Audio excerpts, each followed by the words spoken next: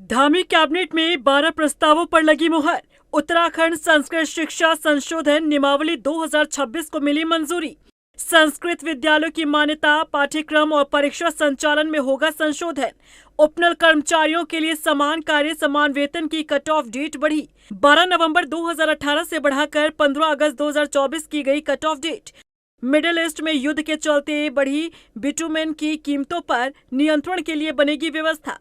माध्यमिक शिक्षा राज्य को पूर्ण साक्षर घोषित करने का फैसला। सरकार के अनुसार प्रदेश की साक्षरता दर है 98% से ज्यादा।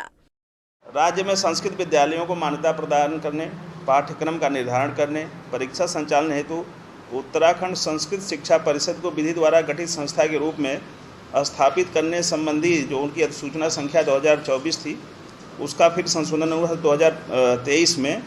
उसमें कुछ संशोधन जो मान्यता प्रदान करने, पाठ्यक्रम निर्धारण और भर्तियों के लिए ले आए थे संस्कृत शिक्षा विभाग की तरफ से, उसको माननीय मंत्रिमंडल द्वारा सहमति प्रदान की गई।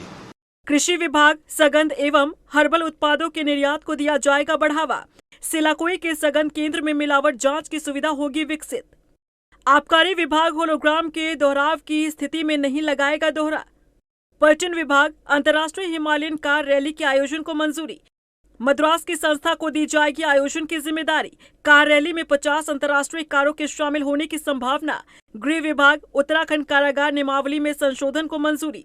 गृह विभाग कारागार अधीनस्थ सेवा नियमावली को मंजूरी। चारधाम यात्रा में संचालित घोड़ा खच्चरों के लिए दी जाएगी सहायता राशि।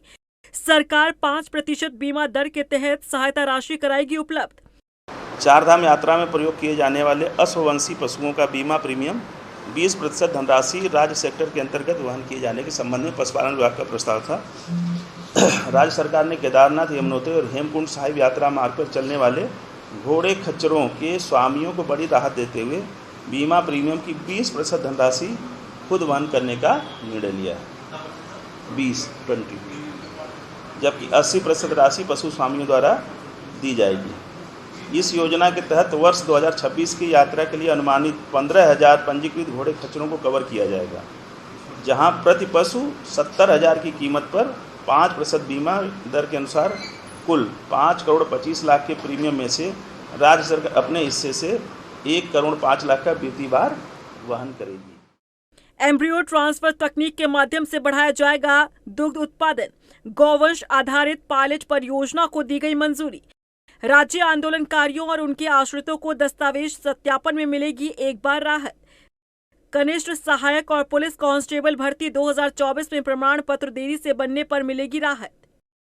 राजकीय सेवा में आरक्षण दिए जाने संबंधी अधिसूचना संख्या 244 दिनांक 18/8/24 के प्रख्यापन तथा उससे संबंधित आदेश 139 दिनांक 24/11/2024 के जारी होने के मध्य उत्तराखंड अधीनस्थ सेवा चयन आयोग के अलग अलग भर्तियां विज्ञापित हुई थी।